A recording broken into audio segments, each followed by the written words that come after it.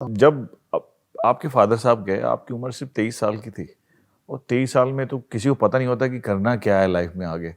और उस समय आप घर के अकेले कमाने वाले मेंबर थे, एक तरफ आपकी छोटी बहन और मदर।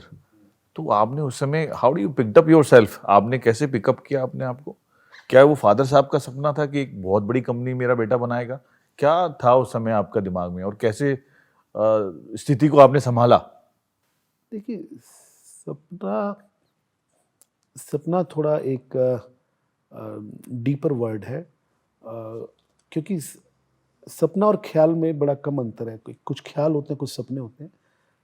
हमारा जो लाइफस्टाइल था, हमारा लाइफस्टाइल इतना था कि हम ज़िंदगी जो चल रही है उससे बहुत आगे की कल्पनाएं नहीं करते थे, बहुत आगे की चीज़ें नहीं देखते थे।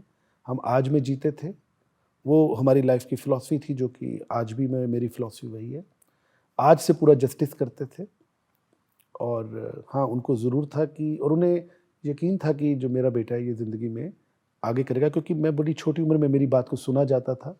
बड़े सीरियस सब्जेक्ट्स पे मेरी बात सुनी जाती थी।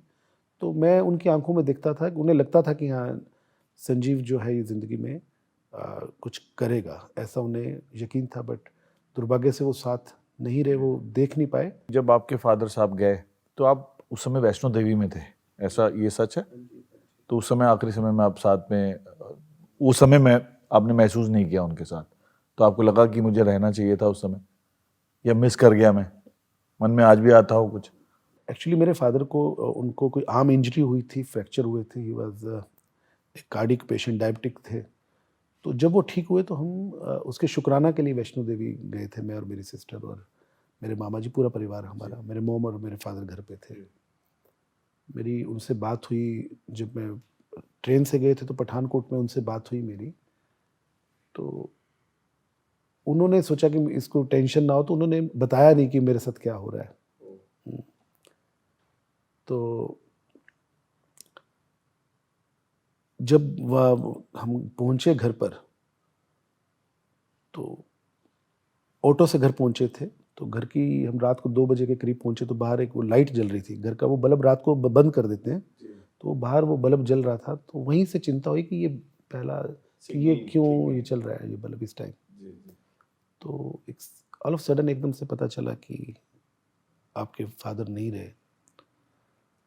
तो उसमें 2 या 3 चीज़ें ज़िंदगी में, पहला तो एक ऐसा डर, जो एक ऐसा डर हकीकत में हो गया, जो बच्चे के मन का डर होता है।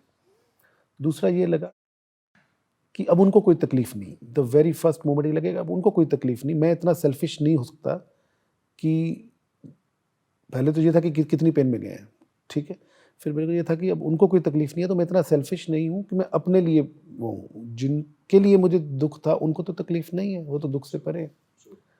मैं यहाँ कहना चाहूँगा कि ये फूल जो मुझे विरासत में मिले हैं, किसी ने मेरे ये फूल जो मुझे विरासत में मिले हैं, किसी ने मेरा काँटों भरा बिस्तर नहीं देखा। वाह!